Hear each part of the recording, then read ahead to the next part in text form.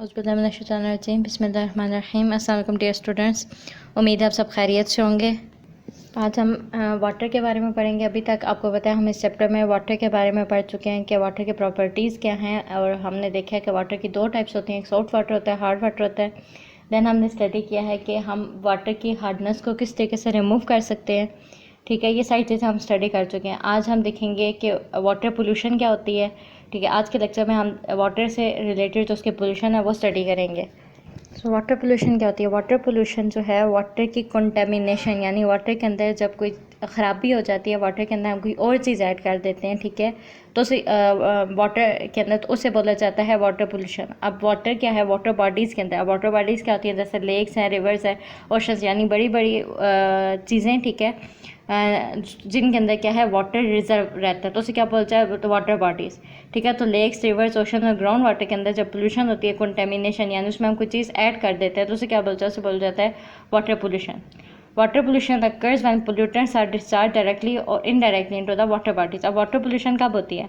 जब हमारे पास जितने भी पोल्यूटेंट्स होते हैं, पोल्यूटेंट्स आपको पता है जो वेस्ट मटेरियल होते हैं, ऐसी चीज़ें जो एनवायरनमेंट को ख़राब करती हैं, वो क्या होती हैं? डायरेक्टली या इनडायरेक्टली हम क्या करते हैं? वाटर बॉडीज़ में भेज देते हैं। फॉर एग्जाम्पल जैसे हम फैक्ट्रीज़ की बात करते हैं, तो उनका वेस्ट क्या होता है? डायरेक्टली जो है वाटर बॉडीज़ में, लेक्स वगैरह में भेजा जाता है। लेकिन हम अगर एग्रीकल्चर की बात करते हैं तो क्या होता है? इनडायरेक्टली वो वेस्ट क्या होता है? वाटर बॉडीज़ में डाला जाता है। ठीक है, तो उसे क्या बोला जाता है? वो बोला जाता है वाटर पोल्यूशन। और ये कब वेस्ट कब भेजा जाता है? जब हमारे पास जो है हम उसे बगैर किसी ट्रीटमेंट के भेजते हैं। अगर हम उसे ट्रीट करके भेजें उस वेस्ट को, तो क्या होता है कि वो हमारे लिए इतना हार्मफुल नहीं होता है। लेकिन उसी वेस्ट को अगर हम बगैर ट्रीटमेंट के भेजें तो वो क्या हो जाता है? वो वाटर के अंदर पोल्यूशन काज कर देता है।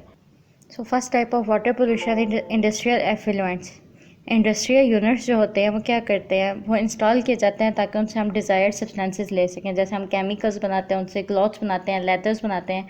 इसके अलावा बहुत सारी जो है लेदर के प्रोडक्ट्स बनाते हैं। ठीक है, पेपर इंडस्ट्री के लिए हम यूज़ करते हैं, plastic item, petrochemical, rubber item, ये सारी चीज़ें हम किससे बनाते हैं?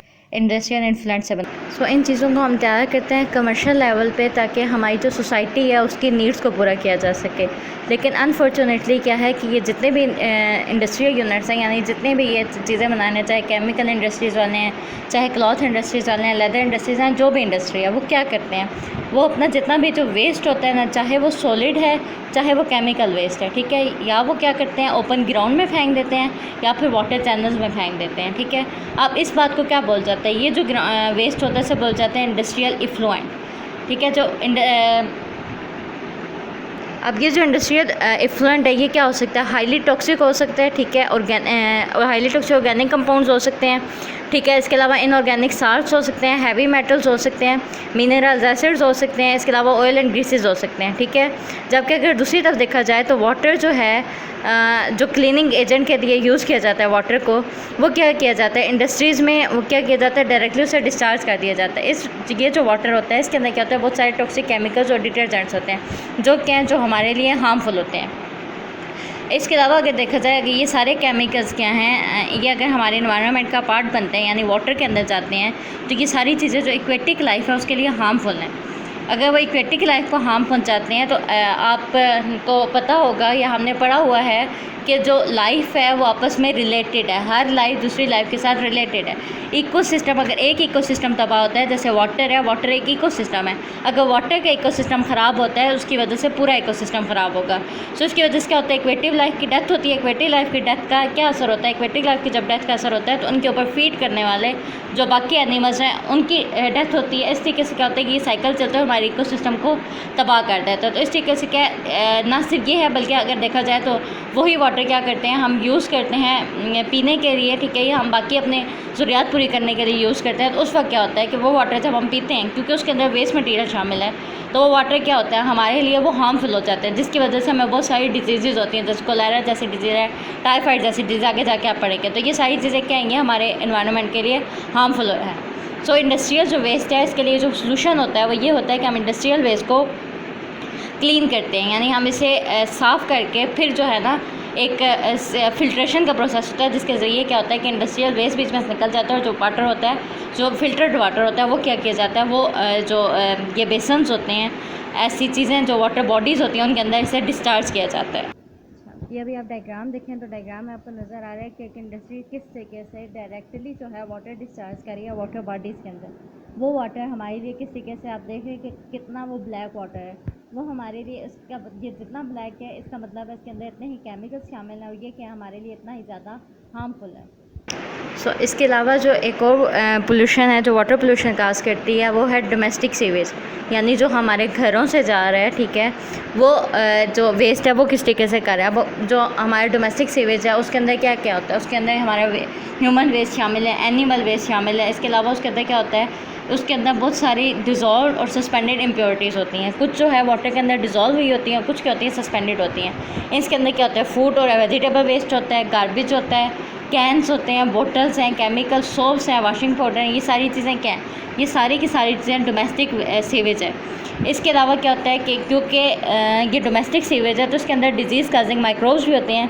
ये सारी जो चीज़ें हैं ये क्या करती हैं, ये सारी की सारी चीज़ें वाटर के पोल्यूशन में इजाफा करती हैं। हमारे जो डोमेस्टिक वेस्ट है, हमने अभी आपको जो वाटर पोल्यूशन की बात बताई थी, तो वाटर पोल्यूशन मैंने आपको बोला था कि वाटर पोल्यूशन डायरेक्ट या इनडायरेक्ट डिस्चार्ज होता है केमिकल्स का या किसी भी चीज़ का जो कंटेमिनेंट्स होते हैं, पोल्यूटेंट्स होते हैं उसका वाटर बॉडीज़ के अंदर।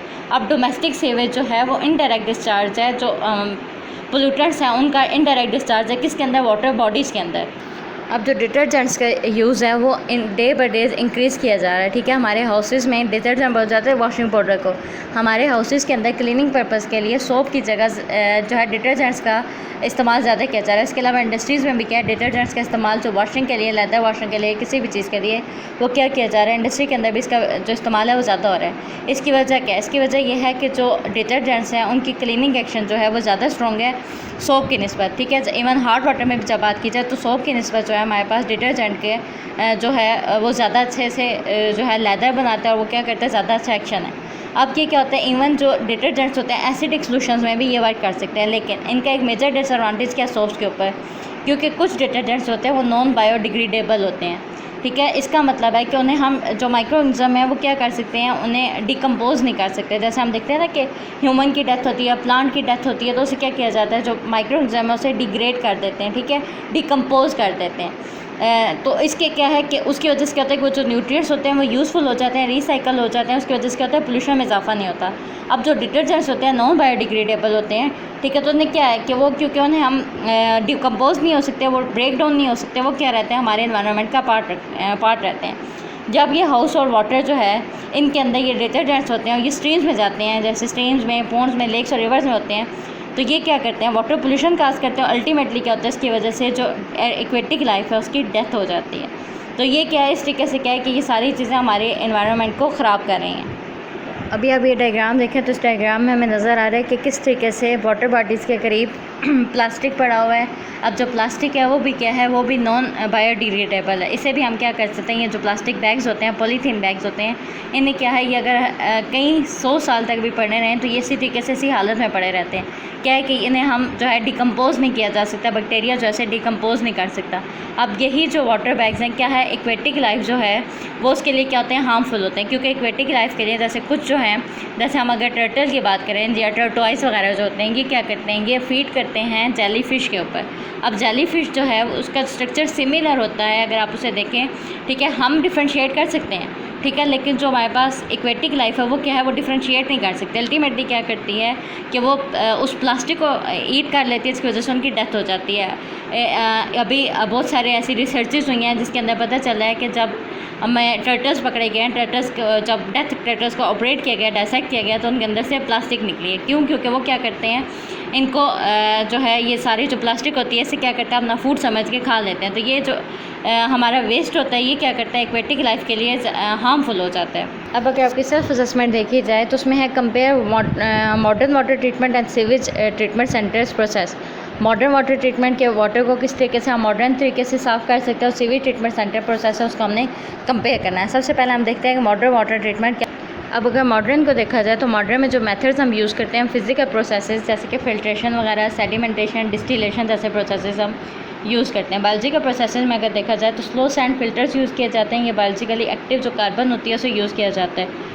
ठीक है। जैसे हम देखते हैं कि कार्बन डाइऑक्साइड वगैरह को यूज़ किया जाए, कार्बन को यूज़ किया जाता है ताकि वो क्या करे कि जो कार्बोनेट्स वगैरह हैं, जो चीज़ें हैं, उन्हें क्या किया जाए, उन्हें फ़िल्टर किया जाए। इसके अलावा जो केमिकल प्रोसेसेस हैं, जिससे फुल जाता है फ्लोकुलेशन, ठीक है, ये प्रोसेस है क्लोरीनेशन का, ठीक है, जिसमें हम क्या करते हैं, इलेक्ट्रोमैग्नेटिक रेडिएशंस यूज़ करते हैं, अल्ट्रावायलेट लाइट को यूज़ करते हैं, जिसकी वजह से हम क्या करते हैं, वाटर ट्रीटमेंट यूज़ करते हैं। ठीक है। सीवेज वाटर के ट्रीटमेंट को देखा जाए तो सीवेज वाटर को सेडिमेंटेशन के ज़रिए, ठीक है, सेडिमेंटेशन के बाद क्लोरीनेशन की जाती है। क्लोरीनेशन का मतलब है यानी क्लोरीन ऐड की जाती है। ठीक है। उसके बाद क्या दिया जाता है, तो सेकेंडरी सीवेज ट्रीटमेंट के लिए दिया जाता है। अब सेकेंडरी सीवेज ट्रीटमेंट के लिए दिया जाए तो उसे क्या देखा जाए तो वाटर जो है प्राइमरी सीवेज ट्रीटमेंट से जो वाटर आता है उसे फ़िल्टर किया जाता है। एक्टिवेटेड स्लज जो है ट्रीटमेंट किया जाता है। स्लज जो है वो जो बीच में से मटेरियल निकलता है, जो हैवी मटेरियल है, जो पोल्यूट मटेरियल है, उसे क्या किया जाता है, अलहदा किया जाता है। देन क्या किया जाता है, क्लोरीनेशन की जाती है और फिर वाटर बॉडीज़ में जो है उसे डाला जाता है, वाटर बॉडी में डिस्चार्ज किया जाता है। सो इस तरीके से क्या है कि ये मॉडर्न में और जो हमारे पास सीवेज ट्रीटमेंट सेंटर्स हैं उनमें फ़र्क है। सो आज का हमारा लेक्चर इतना ही। इंशाल्लाह नेक्स्ट क्लास में हम नेक्स्ट लेक्चर करेंगे। अल्लाह हाफिज़।